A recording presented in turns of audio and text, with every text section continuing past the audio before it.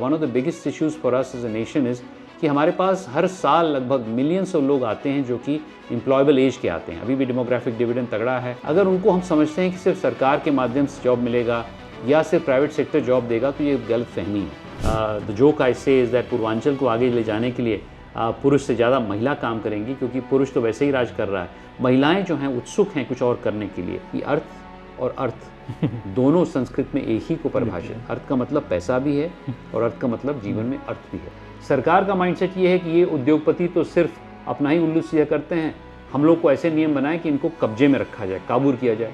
और समाज सोचता है कि ये दोनों लोग अपनी गाथा गा रहे हैं, हम लोग के ऊपर कोई दर्शन देख नहीं रहा है। तो ये एटीट्यूड कहाँ से शिफ्ट होगा? एटीट्यूड डिस्ट्रिक्ट से शिफ्ट होगा।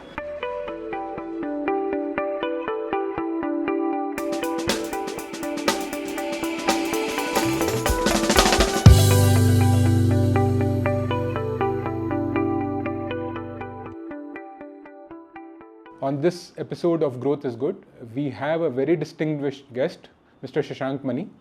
Shashank Mani is a graduate of IIT Delhi and also did his MBA from IMD Lausanne. He had a very successful corporate career. He worked with a leading consulting firm, was a senior partner there, was leading the practice, and then he decided to dedicate his life to social service. He founded Jagrati Yatra, and then more recently, 3 years back, he was elected as the MP from Devariya. He has got some unique ideas for development of not just India, but also specifically his constituency. We are delighted to have him here and would love to get his views on this episode today. Shashank, welcome to the next episode of Growth is Good. Thank you. It's a real pleasure to host you here for our following this episode. We always start with one question, which is, what is your personal connection to economic growth? As you grew up, you have seen the country transform. Where did the switch flick that economic growth is important for the lives of people? And how do you see economic growth personally? Yeah, I think I come from a region which is Purvanchal, where I'm fortunate that now I'm an MP from Lok Sabha Devariya.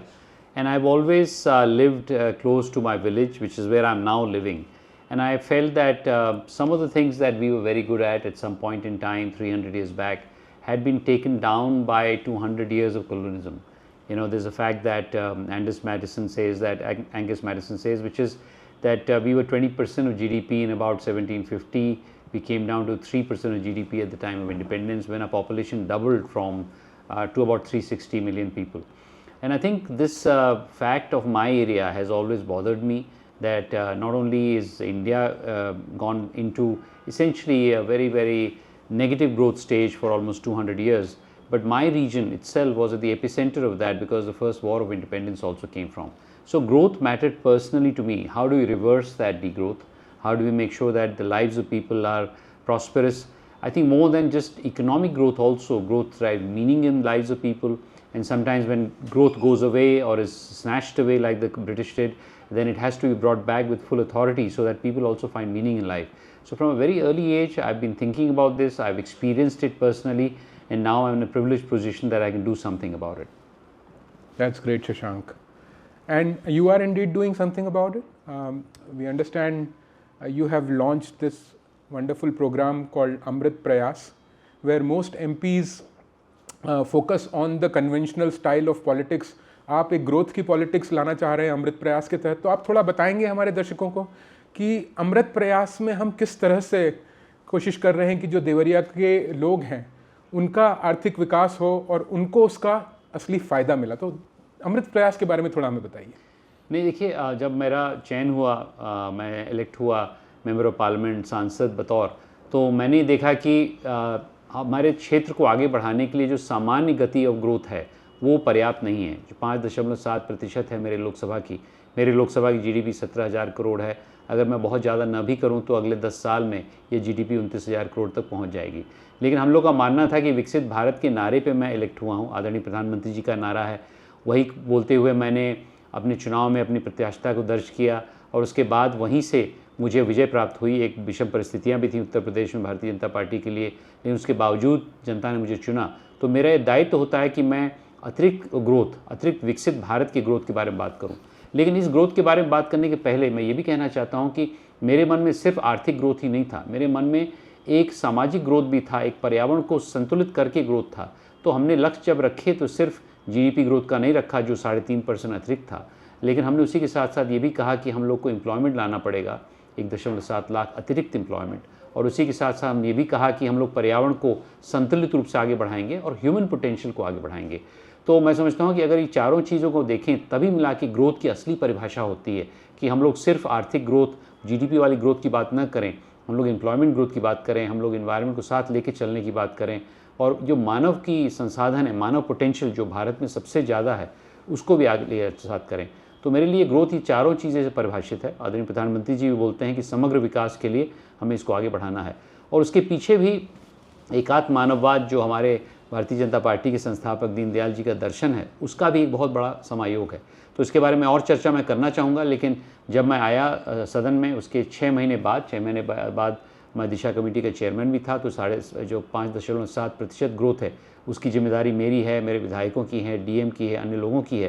लेकिन इसके अलावा मैंने एक और team खड़ी करी जिसके इस माध्यम से अब हम लोग अतिरिक्त ग्रोथ के बारे में बात करेंगे, और जो मैं बहुत प्रभावित हूँ क्योंकि पूरा मेरा जो जिला है इसमें लग गया है, क्योंकि इसका नाम ही रखा है अमृत प्रयास। सबका प्रयास जब तक नहीं होगा तो एक सांसद या एक डीएम एक इतने बड़े क्षेत्रफल को आगे ले जाने के लिए असमर्थ रहेगा। इसीलिए हम चाहते हैं कि इसमें हम लोग सबके साथ से सबके प्रयास, जो प्रधानमंत्री जी का बहुत अच्छा एक शब्द है, it's a very good process by which he has involved all the 140 million people, 1.4 billion people of this country, and I think this is very critical for nations to grow, especially nations which are democracies, because the republican energies of people, when they get conjoined with the economic energies, only then is growth sustainable.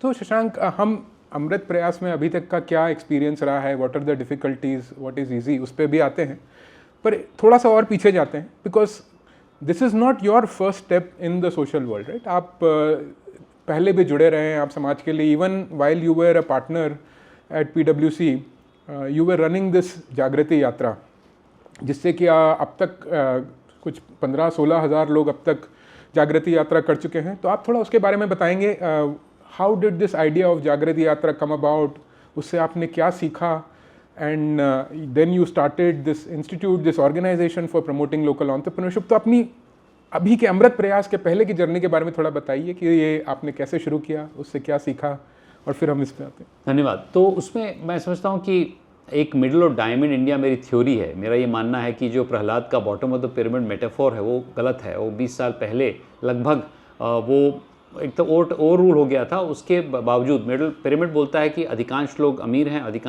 अधिकांश लोग कम लोग अमीर हैं, अधिकांश लोग गरीब हैं। तो एक पिरामिड के आकार का भारतवर्ष है और अधिकांश जो साउथ के देश हैं। लेकिन मेरा ये मानना है कि अधिकांश लोग न तो अमीर हैं न गरीब हैं, अधिकांश लोग मध्यवर्गीय हैं, इमर्जिंग मिडिल क्लास, जो 80 करोड़ लोग हैं। और इसी पे आधारित हमने करीब 18 साल पहले जागृति यात्रा का निर्माण किया, जो विश्व की सबसे बड़ी यात्रा है। उसमें भी यही था पीयूष जी कि हम लोग कैसे मानव संसाधन को एकाग्र करें, इकट्ठा करें, उनको एक साथ मिल के आगे बढ़ने की प्रेरणा दें। तो जागृति यात्रा विश्व की सबसे बड़ी रेल यात्रा है, 18 साल से चल रही है। कोविड में भी हमने इसको डिजिटली किया 2 साल, और उसके माध्यम से करीब 10,000 लोग तैयार हुए हैं। बहुत प्रेरणादायक लोग हैं, पूरे देश भर में फैले हुए हैं। और इसको अगर मैं ग्रोथ की जर्नी से जोड़ूं तो भारत की ग्रोथ के लिए उसके मानव संसाधन को बढ़ाना पड़ेगा। कैसे हम लोग एंटरप्रेन्योर्स पैदा करें। तो हमारा ये मानना है कि जो 80 करोड़ लोग हैं मध्य भारत में, उनको सरकार की आवश्यकता है, लेकिन समाज की ज़्यादा आवश्यकता है। और समाज के माध्यम से जब वो उठेंगे तो उनके मन में जो एक ऊर्जा हो उसको हम संग्रहित करके आगे बढ़ाएंगे, तभी जाके हमारी शक्ति आगे बढ़ेगी। और इसमें भी मैं दीनदयाल जी को थोड़ा सा श्रेय देता हूँ, और एक नोबल लॉरिएट हैं एडमंड फेल्स, उनको श्रेय देता हूँ। और इसमें मैंने किताब भी लिखी है, middle of diamond India, national renaissance through participation in enterprise, penguin ने छापी है, आप लोग अवश्य पढ़िए। उसका हिंदी का अनुवाद है अमृतकाल का भारत, उद्यमिता और भागीदारी से राष्ट्र निर्माण। उसमें मैंने यही कहा है कि यदि हम लोग मध्यवर्गीय जो ज़िले हैं, Tier 2 Tier 3 ज़िले, जिसमें मान लीजिए देवरिया मेरा संसदीय क्षेत्र और कुशीनगर जो मेरे संसदीय क्षेत्र में आता है वो Tier 3 ज़िला है, अगर उसमें हम लोग काम करेंगे तो भारतवर्ष के लगभग 60% लोगों को हम लोग लामबंद कर लेंगे। और वहाँ सरकार की आवश्यकता है, लेकिन समाज की ज़्यादा आवश्यकता है, प्राइवेट सेक्टर की आवश्यकता है। प्राइवेट सेक्टर कभी कभी भूल करता है कि जो टॉप क्रीमी लेयर है वहाँ तक जाता है, लेकिन असली भारत में जब घुसते हैं तभी जाके उद्यमिता से अपने देश का निर्माण होगा। So this has been a very exciting process, because This train journey is very impressive. It's a 15-day process. We select from, would you believe, last year 72,000 people applied, of which 11,000 were good applicants, of which 525 got selected, of which 40% are women, without fail, all these 18 years. And that so-called Toli circles the country in 15 days, starting from Mumbai on a special train, goes to Hubli, Bangalore, Madurai, Sriharikota, Visakhapatnam, Behrampur, Nalanda, Devariya, which is my hometown and my village. They stay in the village. That's the only day they stay off the train. From there they go to Delhi, then Jaipur, then Sabarmati, where they have a valedictory, and back to Mumbai. About 10% of participants come from overseas. It's become very famous overseas as well. I was on a US trip recently, and many yatris from overseas also met me there. So I think it's an institution that I'm very proud I created, and frankly, the fact that I'm in the parliament is largely because I have this experience of traveling 8,000 kilometers with about 500 young people all across the country every year. That's fantastic. So I want to pick up on one of the points you made, ki when you are trying to think about your constituency, this poor district, the real challenge is for people there to find jobs. और हम वहाँ पर कैसे उद्योगों को लाएं? How do we bring enterprises to that region so that those jobs are created? Otherwise, those people are forced to migrate to other geographies. What has been your learning so far? Because I know you have started also a venture to help local entrepreneurs. What is your learning? What is your experience in this regard? As a country, what do we need to do? As an MP, what can one do to bring jobs, bring enterprises in these backward regions? हमारा वहाँ पर कहाँ चीज़ अटक रही है?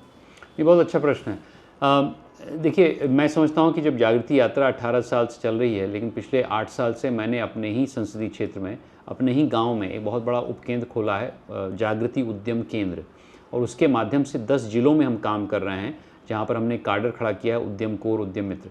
तो थोड़ा सा इसके बारे में बताता हूँ। इसकी सोच ये थी कि जैसे पूर्वांचल है, जहाँ 1857 की लड़ाई लड़ी गई थी, 1857 rebellion and the first war of independence came from here. Mangal Pandey was from Baliyad, adjoining district. Lakshmi Bai was from Purvanchal. And as a result, many of these districts were really oppressed by the British for 90 years, from 1857 to 1947. And even after that, the administration still has got the same mentality of control. Therefore, how do we release that from that mentality? And after Yogi ji has come into Uttar Pradesh, there has been a lot of work in this area of enablement, of law and order, of all these things.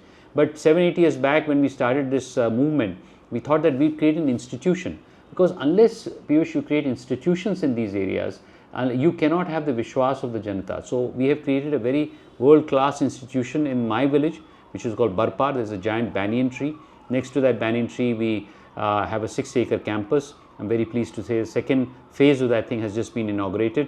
And through that and through this cadre called Udyam Core, which is helping people, we are now supporting 7 other districts. Devariya, Kushinagar, which is my constituency, but also Gorakhpur, Sant Kabirnagar, Mahu, Maharajganj, Baliya. Therefore, these 7 districts, which has a population of almost 30 million people, is where we are looking at employment. Now, the reason you talked about employment is that one of the biggest issues for us as a nation is कि हमारे पास हर साल लगभग millions of लोग आते हैं जो कि employable as के आते हैं। अभी भी डेमोग्राफिक डिविडेंड तगड़ा है, अभी भी लोग यंग हैं, आ रहे हैं। अगर उनको हम समझते हैं कि सिर्फ सरकार के माध्यम से जॉब मिलेगा या सिर्फ प्राइवेट सेक्टर जॉब देगा, तो ये गलत फहमी है। अगर हमें जॉब उनको देना पड़ेगा तो लोकल एम्प्लॉयमेंट को भी हम लोग जनरेट करना पड़ेगा, और इसीलिए लोकल उद्यमी। सो उसके कुछ उदाहरण देता हूँ। मेरे ही गाँव के बगल में एक जगह है बैतालपुर, वहाँ पर एक 300 लोगों का हिंदी और भोजपुरी का कॉल सेंटर खोला गया है। ये करीब 4 साल पहले का कॉल सेंटर है। आपको विश्वास नहीं होगा कि उसके ये अमेज़ॉन उसमें काम करता है, उसमें जो ट्रांसक्राइबिंग होती है, कुछ शिकायतें हैं, उसको काम करते हैं। और आज की तारीख में भारतवर्ष में ही नहीं, यूरोप की इस तरफ जो इस प्रकार के कॉल सेंटर वाले हैं, उसमें सबसे अच्छा परफॉर्मिंग कॉल सेंटर है एक गांव का कॉल सेंटर। इसलिए क्योंकि वहाँ पर किसी नवयुवक को आप 12 से 15 हज़ार रुपये देते हैं तो पलायन नहीं करता है। वही व्यक्ति अगर पुणे में किसी कॉल सेंटर में काम करे, उसको 30,000 रुपये भी देंगे, तब भी वहाँ का एट्रिशन मेरे हिसाब से 30-40% हर साल होता है। तो एट्रिशन बहुत कम है वहाँ पर। लोग संतुष्ट हैं, अपनी माँ के रोटी खाते हैं, अगर कोई वैवाहिक है तो अपने वैवाहिक जीवन करते हैं, अन्यथा वो जाके टैक्सी ड्राइवर बन जाते हैं पुणे मुंबई में। तो ये बचाव है। 300 लोग वहाँ पर पिछले 4 साल से एम्प्लॉयड हैं। मालती यादव हैं, उन्होंने 100 महिलाओं की अचार की फैक्ट्री खड़ी करी। 100 महिला वहाँ पर अगर रोज़गार मिल रहा है, मान ली 3-4 हज़ार रुपये ही मिल रहा है उनको, तो उनके मन में, उनके जीवन में इतना बड़ा परिवर्तन आ गया है। तो मैं समझता हूँ इस प्रकार के 240 से 300 लोग हमने खड़े किए हैं पिछले 3-4-5 साल में सभी जिलों में, और उनसे करीब 6000 हम लोग एम्प्लॉयमेंट ले चुके हैं, और इससे हमारी आर्थिक वृद्धि हुई है। This is a very critical process, and not only in Deoria but we are trying to replicate in other 3 dhams, Kanyakumari, Ganjam as well as Nagpur, and we are trying to create a middle of diamond institute. Now interesting thing Piyush ji is that हमें इसका नाम दिया है बरगद क्रांति। बरगद से हम कैसे क्रांति लाएं, क्योंकि बरगद वो विशालकाय वटवृक्ष है जो लगभग हर गांव में रहता है, और आपको जान की खुशी होगी कि जब बट के नीचे कोई मंत्र लेता है या कोई सभा होती है तो उसमें झूठ नहीं बोला जाता है, क्योंकि आपका वटवृक्ष साक्षी होता है। तो इसलिए मैं समझता हूँ कि इस प्रकार की प्रक्रियाओं से हमारा यह जो पूरा जागृति इकोसिस्टम है उसके साथ अमृत प्रयास भी जुड़ गया है, उसको पूरे देश भर में फैलाने की प्रक्रिया शुरू होगी। So I am very proud and very happy that what started off as a yatra has found its own home in Deoria and adjoining districts, and indeed over the next few years it will find its home across the country, because we have to create an ecosystem of entrepreneurship, which is the essence of how growth will happen. I think I want to pick up on this idea. So one thing you are doing to create local employment is helping local entrepreneurs. Great to see Amazon setting up a center in Devariya. If we think one big area of employment is, let's say, garment manufacturing. Now today when we see most of the garment manufacturing is happening in places like near Noida, near Bangalore, near Tirupur. But the workers which are needed in large numbers, many of those workers are actually in the backward districts which we are trying to help. अगर हमें देवरिया में large scale garment manufacturing लानी है, जिससे कि जिस तरह के एम्प्लॉयमेंट अमेजोन में हो उसके भी 10 गुना अगर वहाँ पर हो सके, तो उसके लिए हमें क्या पॉलिसीज़ की ज़रूरत है, हम वो किस तरह से ला सकते हैं, क्योंकि हम इसमें कुछ कोशिश कर भी रहे हैं, तो हम सरकार इसमें क्या कर सकती है? What would you recommend? So one thing is that because of the Jagriti ecosystem for the last 6-7 years, there is an ecosystem which has already been created, and one specific area where we are working, apart from the incubation process which I described in broad terms, we also have an innovation process. We have a 3I and 2E framework. Innovation is in 6 areas of work: women, digital, agro-processing, apparel and handicraft, urbanization, health, and a bioregional center, which is the 7th one. So as a result of this work in the Women's Center of Excellence and the Apparel and Handicraft Center of Excellence, we've laid the groundwork of people who are interested in doing this. Now we are ready after 4-5 years of doing what we are trying to do in Amrit Prayas, which is how do we get outside people in. For instance, many of the companies which are now following in the footsteps of Bangladesh of exporting apparel are now trying to come there. So there I think the biggest issue is women who are ready to be employed, women in the adjoining villages who can come in a moped, who can come in a bus, which we will get to that particular place. So clearly land is important, evacuation, which Devariya is very good because we have a very good railway station, we have a very good network of roads, a bypass is being built which I am personally supervising.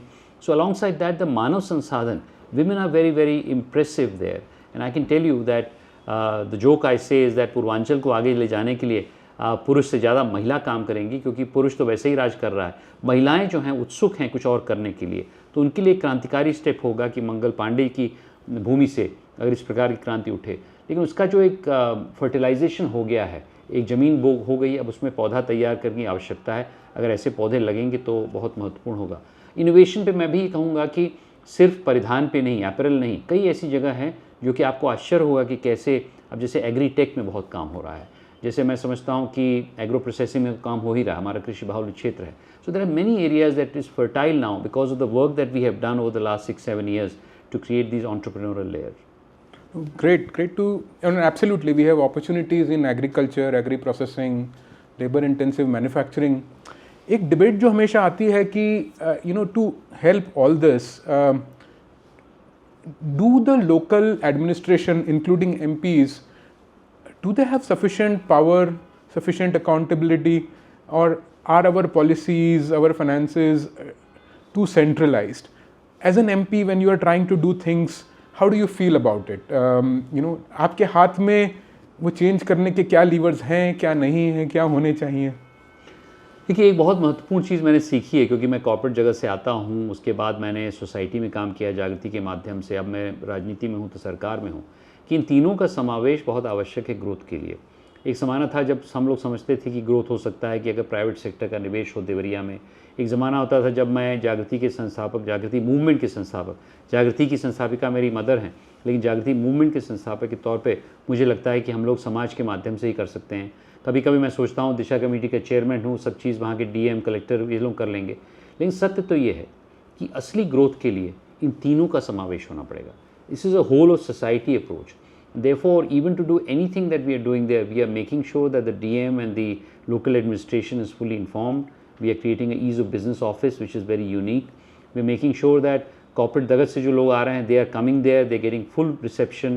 We have a good team of people, which is a separate team, which is working on this.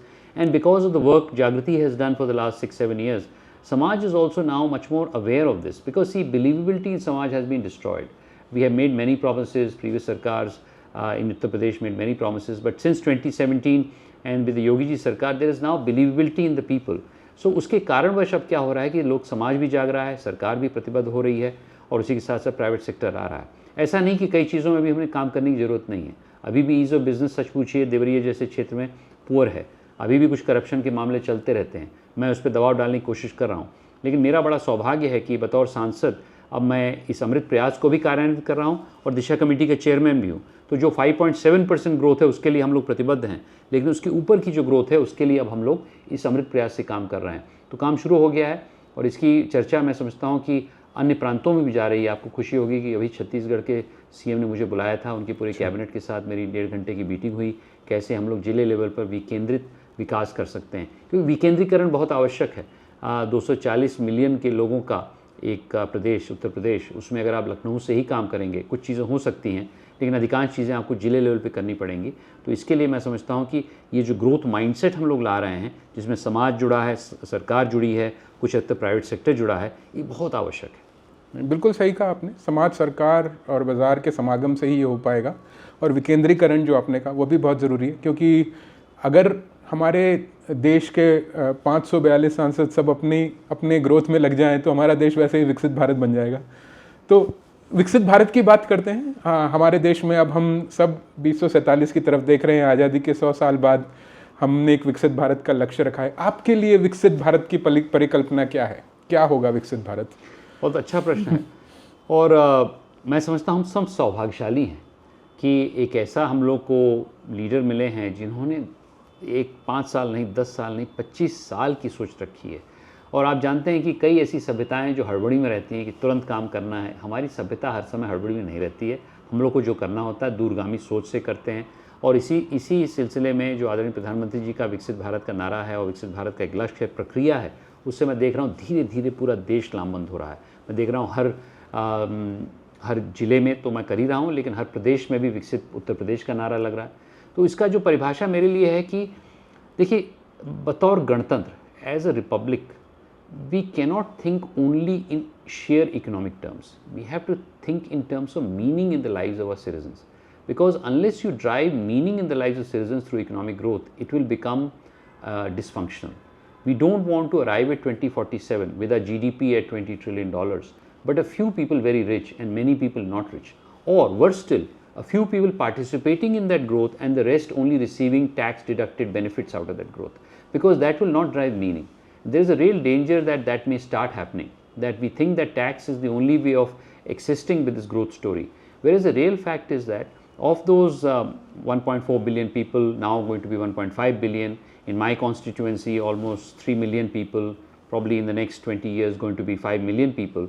How do we make sure that they participate in that growth? So that participation is very important, which is where decentralization comes in, which is where humanism comes in. And this is where I have leaned on humanist economics.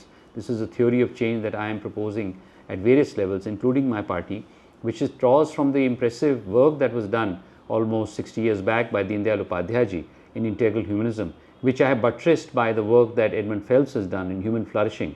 His book, Mass Flourishing, is a very must read for everyone who's looking at this. I have referred to that in my own book, which is Middle of Diamond India. If you look at these two leaders, one is a leader who's thought about Indian civilization from a very early time and has been through the pain of being an orphan, growing up from a very small family, much like Modi ji. And the other person who has thought about the world in human flourishing terms. Then you arrive at the definition of Viksit Bharat as two-pronged. Yes, GDP is important, but inclusion is even more important. And inclusion is not only for having an average per capita GDP which is higher, which is not average but actually median is higher, but also because it drives meaning and purpose in the lives of young people. आज मैं जाता हूँ तो तमाम लोग सिर्फ सरकार पर निर्भरता की बात करते हैं पूर्वांचल में, क्योंकि सोशलिज्म ने इसको बयान किया. मैं इससे पूरी तरह नाखुश हूँ। मैं बोलता हूँ अपने लड़कों को, अभी मैंने सभा की थी, एक बहुत बड़ी सभा की थी, उसमें बहुत अच्छे प्रश्न आए थे, खास करके महिलाओं से बहुत अच्छे प्रश्न आए। तो मैंने उनको बताया कि आप अपने में जो हनुमान है, अपने में जो लक्ष्मीबाई है, अपने में जो जामवंत है, अपने में जो एक व्यक्ति उसको उठाओ। और जो जामवंत का दोहा बार बार मैं दोहराता हूँ, उसको आपके सामने बोलता हूँ, कहाँ रीछपत सुन हनुमाना, का चुप साध रही बलवाना, पवन तनय बल पवन समाना, विवेक विज्ञान विधाना। जब हनुमान जी निष्क्रिय पड़े रहते हैं तब जामवंत लड़काता है उनको कि बोली आप में शक्ति है, आप जागिए। तो मैं समझता हूँ सरकार को भी अब जामवंत बनना पड़ेगा।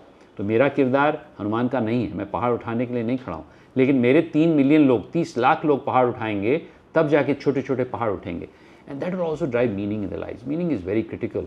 जो निराशा कभी कभी हमारे युवाओं में दिखती है, उसका ये कारण है कि उनके जीवन में मीनिंग नहीं है, क्योंकि सोशल मीडिया उनको प्रभावित कर रही है, तरह तरह के तरीक़ों से बाहर की भी मीडिया उनको प्रभावित कर रही है। हम लोग को उसके विपरीत एक और नैरेटिव गढ़ना पड़ेगा कि अगर आप कुछ अच्छा काम करेंगे, सक्रिय करेंगे, आप उद्यमी बनेंगे, किसानी में अच्छा करेंगे, एक अच्छे पाठक बनेंगे, एक अच्छे स्टूडेंट बनेंगे, देश को आगे ले जाने के लिए विकसित भारत में काम करेंगे, तब आपके जीवन में भी अर्थ आएगा। और मज़ेदार बात पीयूष जी ये है कि अर्थ और अर्थ दोनों संस्कृत में एक ही को परिभाषित, अर्थ का मतलब पैसा भी है और अर्थ का मतलब जीवन में अर्थ भी है। मीनिंग। तो जब आप कोई अच्छे काम करते हैं तो आपके जीवन में अर्थ भी आता है। और विकसित भारत का लक्ष्य सिर्फ जीडीपी बढ़ाना नहीं है, करोड़ों लोगों के मन में और जीवन में अर्थ लाने की प्रक्रिया है। बिल्कुल, ये बहुत बढ़िया कहा आपने। जीडीपी के साथ साथ हमें सबका प्रयास, which brings meaning, sustainable, equitable growth, तो सब मिला के साथ चलना है। वेरी बिग टारगेट दो। तो अगर हमने अभी काफ़ी कुछ लोकल लेवल पे बात की कि आप जो कर रहे हैं हमें सबका प्रयास लाना है, बट हमारी सेंट्रल गवर्नमेंट तो एक नेशनल लेवल पे पॉलिसी बनाती है और कुछ लेवल पे, स्टेट लेवल पे। तो मैं आपके विचार जानना चाहूँगा कि at a central government policy level हमारी इकोनॉमी के जो इस विकसित भारत को लक्ष्य में पार करना है, उसमें हमें और क्या करने की ज़रूरत है? हमारी जो कंपनीज़ हैं वो दुनिया में और कैसे कम्पीट कर पाए, वो जॉब क्रिएट कर पाएँ, इस बारे में आपके कोई विचार? आपने तो कंपनीज़ के साथ काम किया है, उन्हें कई बार मदद की है कि वो अपनी प्रॉफिटेबिलिटी, अपनी कम्पिटिटिवनेस कैसे बढ़ाएं।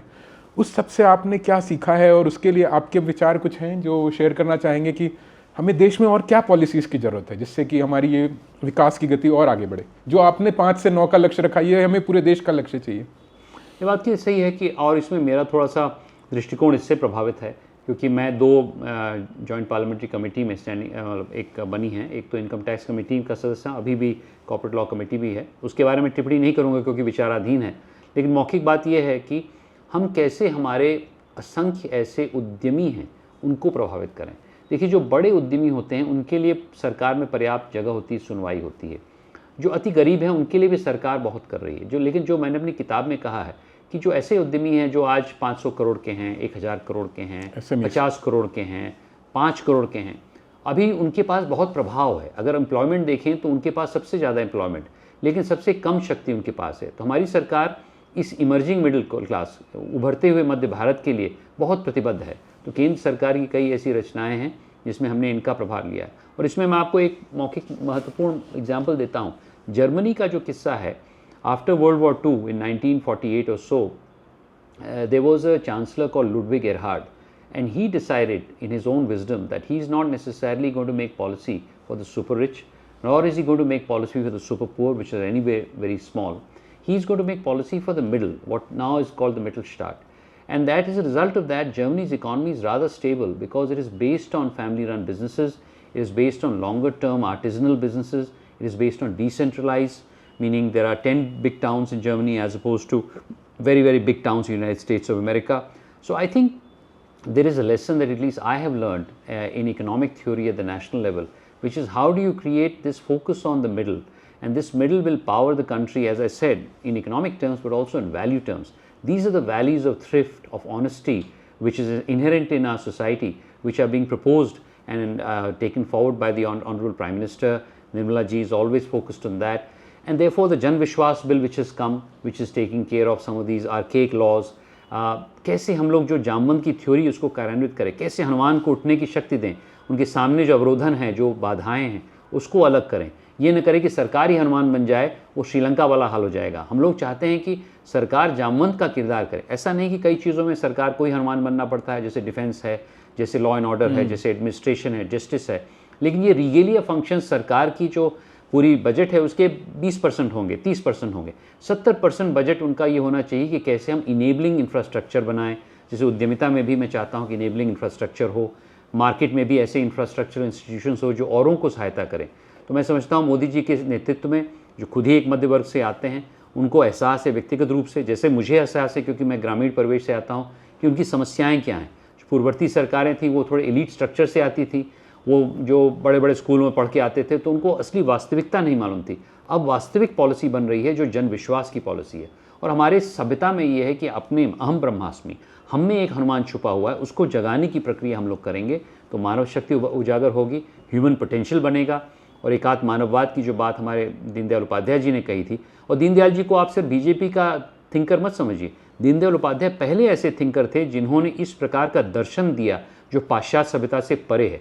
पाश्चात्य सभ्यता को अपनाया चीन ने, कैपिटलिज्म को अभी अपनाया, पहले इन्होंने कम्युनिज्म को अपनाया, दोनों यूरोप से आते थे। लेकिन अगर हमारी सभ्यता को अपनाने के लिए कोई दर्शन किसी ने दिया है, वो आदरणीय दीनदयाल उपाध्याय जी ने दिया है। और उसी दर्शन के माध्यम से अब हम ह्यूमनिस्ट इकोनॉमिक्स पे जा रहे हैं, जिस पे मैं और भी चर्चा करना चाहूँगा। बिल्कुल। तो इस बारे में बेसिकली ये निकलता है कि we need to help our MSMEs, जो बीच के सारे उद्यम हैं, वो लोग हमारी इकोनॉमी को आगे ले जाएंगे। उन्हें सक्सेसफुल होने के लिए जैसे जनविश्वास सरकार लाई है, उनके रास्ते की जो अड़चनें हैं वो कम की जा रही है। प्रधानमंत्री जी ने भी पिछले साल में कई बार ये कहा है कि हमें देश में basically ease of doing business पर फोकस करना है, डीरेगुलेशन। जो बिजनेस पे आज हम मानते हैं कि एक हम विश्वास नहीं करते, हम ये मान के चलते हैं कि जो एक उद्यमी है वो चोर है, और इसलिए हम उस पर 50 तरह के रेगुलेशन रखते हैं, उसकी इंस्पेक्शन होगी, ये फाइलिंग होगी, डॉक्यूमेंट होगा, और जिसे चोरी करनी हो तो फिर भी करता है, लेकिन जो ईमानदारी से करना चाहता है उस चक्कर में वो फिर कर नहीं पाता है।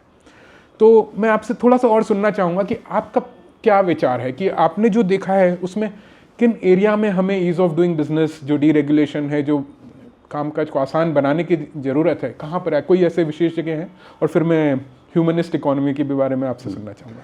ये बड़ा अच्छा प्रश्न है। मैं समझता हूँ इसका 2-3 पहलू हैं। एक माइंडसेट का पहलू है, एक प्रोसेस का पहलू है, और एक परितंत्र इकोसिस्टम का पहलू है। माइंडसेट का पहलू ये है कि माइंडसेट अभी उद्योगपतियों का ये है कि जो ये टियर 2 टियर 3 ज़िले हैं ये सरकार संभालेगी, और टियर 3 टियर 4 तो सरकार संभालेगी ही। हम थोड़े बड़े बड़े शहरों में काम करेंगे और जो भी चीज़ निकल के आएगी वो ट्रिकल डाउन होगी।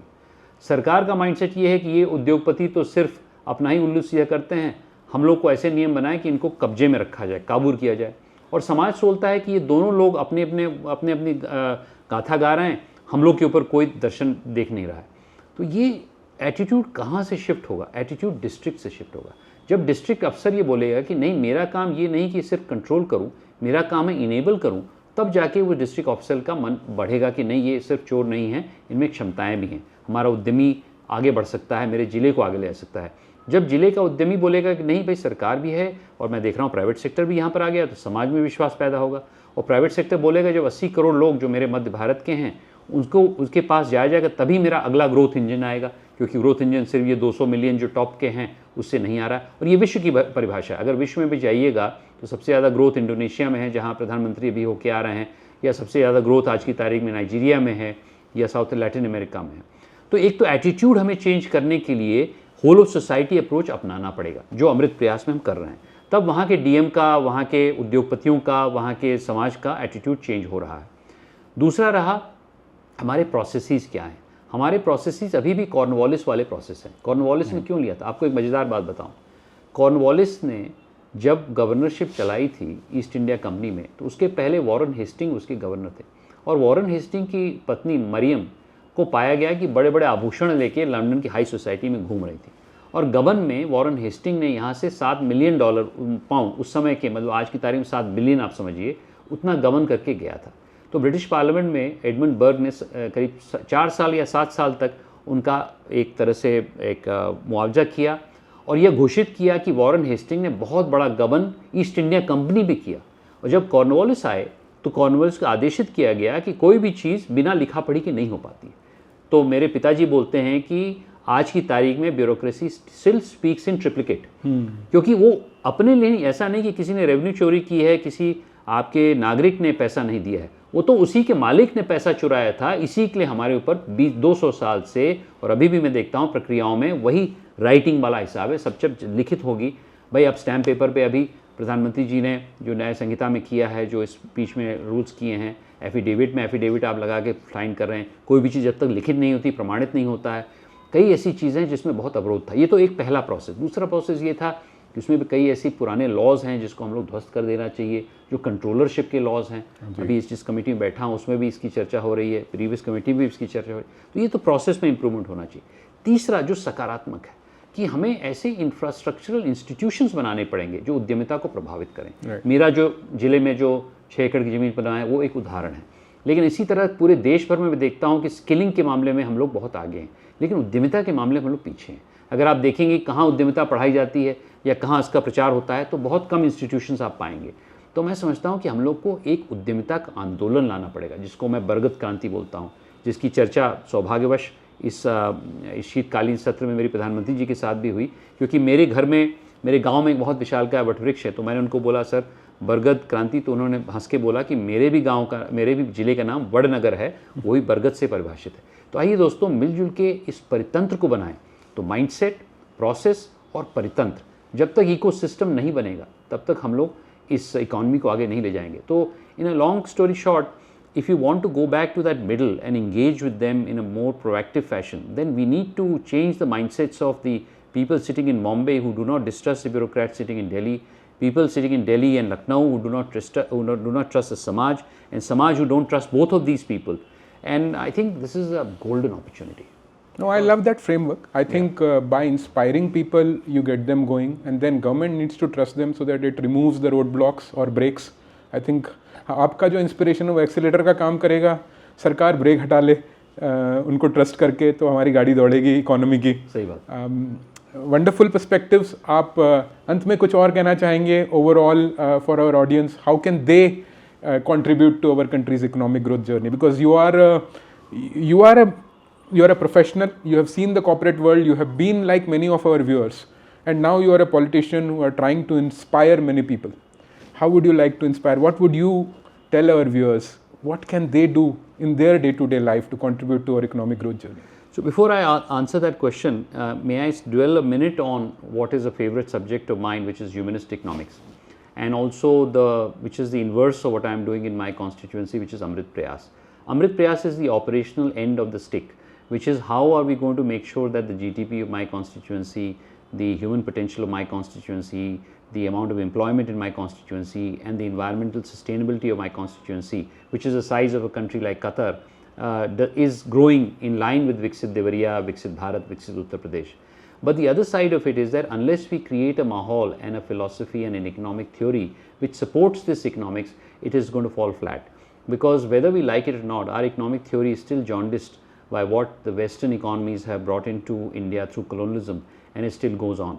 I have lived all my life as a corporate person, and now I have realized that the classic theory of capitalism is all wonky, and it will not create the kind of mass prosperity which this nation deserves. We are copying something which has been experimented in North America. Let me remind our listeners that North America was a barren continent, and over a period of roughly 300 years, from around 1500s to 1800s, it was populated by many people, many slaves as well, and therefore economic theory today has been formed in North America and Western Europe, which is of one particular type.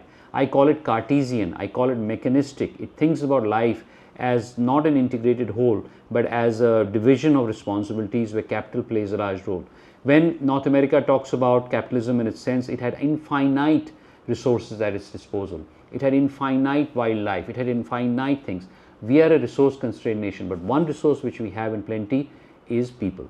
I'll come to the other side, what China followed and currently is following in half measure, because it is a combination of communism and capitalism. Both are Western thought models, where communism says that Sarkar will do everything. Sarkar is the Mai-Baap.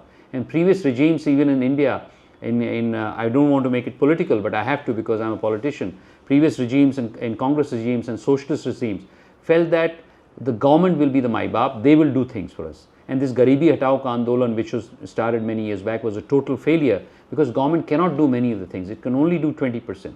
Therefore, it's time to think about a humanist economic theory where human flourishing is at the center of things, where smaller entrepreneurs are encouraged to do things. What Sarkar can't do, what capitalism can't do, human ingenuity can do. And I don't mean this only in land, labor and capital terms. I mean land, labor and capital multiplied by factor of productivity. And factor of productivity has a lot of entrepreneurial action in it. And what Edmund Phelps, the Nobel laureate, who is somebody I've met a few times and I've quoted, unfortunately he passed away in May of this year, he was at 93 years of age. But what he has said, that factor of productivity in each person is very critical for growth. So I'll not make an economic lecture here, but I do want to tell our audience through this podcast that we must make sure that as India thinks about its own culture, its own nationalism, it must also think about its own economic theory. And by the way, that economic theory is highly relevant in Nigeria, which has the same situation, in Indonesia, in South Africa, in Brazil. And unfortunately for the last almost 75 years, 80 years since Bretton Woods, we have been given one economic theory which has been proposed by the West. And I essentially say that we need to think and research and build this humanist economic theory. And first request I have to my listeners is join us in this movement of the Banyan Revolution, which is going to make sure that my district becomes a fulcrum for other districts to follow the same path as other legislators like me take on the similar theory that we need to have an additional 3.5% growth. Now, Amrit Prayas is a live laboratory for that. मतलब एक जीता ज़्यादा उसका प्रयोगशाला है. हमने एक ज़िले में काम करना शुरू किया है, उसमें बहुत अभी हम लोगों को सफलता प्राप्त हो रही है. और अंत में जो आपका प्रश्न है कि कैसे हमारे प्रतिभागी इसमें भाग ले सके, जो लिसनर्स हैं, 2-3 जगह. एक तो बहुत सुनहरा मौका है, हमें इसे मिस नहीं करना चाहिए. आने वाली पुश्तें में माफ़ नहीं करेंगी अगर 15 साल में हमने देश नहीं बनाया, क्योंकि 15 साल बाद हमारी आबादी बूढ़ी होने लगेगी, जैसे चीन का हो रहा है. तो ये मौका है जिसमें हम लोग अगर इसको एक तरह से थाम लें और इसके माध्यम से अगले 10 साल में, 15 साल में काम करें आदरणीय प्रधानमंत्री जी के नेतृत्व में, तो मैं समझता हूँ देश आगे बढ़ेगा. वो काम कहाँ होगा? वो काम बड़े शहरों में नहीं होगा, कुछ तो होगा नो डाउट. वो काम टियर 2, टियर 3 जिले में अधिकांश होगा, जिसमें करीब 60% भारत रहता है, 80 करोड़ लोग रहते हैं. तो दूसरा मेरा निमंत्रण है कि आप लोग जागृति यात्रा में आइए, आप लोग जागृति उद्यम केंद्र में मेंटर के तौर पे आइए. इस प्रकरण से आप लोग मेरे साथ जुड़ सकते हैं, इस अभियान में जुड़ सकते हैं. और तीसरा है, यदि आप चाहते हैं तो मेरा आपसे आग्रह होगा कि मैं अपने गांव में ही रहता हूं, मेरे गांव में बहुत विशालकाय वटवृक्ष है, उसके बगल में बहुत सुंदर सा केंद्र है, एक छोटी सी उसमें पॉन्ड है, उसमें एक थिएटर भी हमने बनाया है, एक बहुत अच्छी प्रयोगशाला है, एक मल्टीपर्पज़ हॉल है, सेंटर ऑफ एक्सीलेंस बन गए हैं. आप लोग उसमें आइए. आप लोग हो सकता है कॉर्पोरेट जगत में हो, you may be in corporate life or in business or whatever, but definitely you can spare 1 week of your time. Help my project management team by saying that we would like to help this in some financial manner. Help the people by mentoring them. Help by bringing in investment in that places. There are very few people in North India or very few places in North India where such an experiment is happening. And I'm happy to say that in the last year and a half this experiment is now working. So with those words, I would invite all of you to this great movement that the Prime Minister has engineered, which is called Viksit Bharat. And within that, I'd like to invite you to this Banyan Revolution, which is based on humanist economics, of which the first step is already under progress in my constituency. That's wonderful to hear, Shashank. You are clearly helping build our Viksit Bharat ki Imarat brick by brick, I think, from the bottom up. We need to do few things top down, but bottom up effort is needed. And I hope that our listeners will be inspired by what you are asking them to do. They would love to visit your place. I have already had the pleasure of working with you, visiting the place and seeing the journey up close. Wishing very best for you, for the people of Devariya and for all of us on this Viksit Bharat journey. Thank you so much.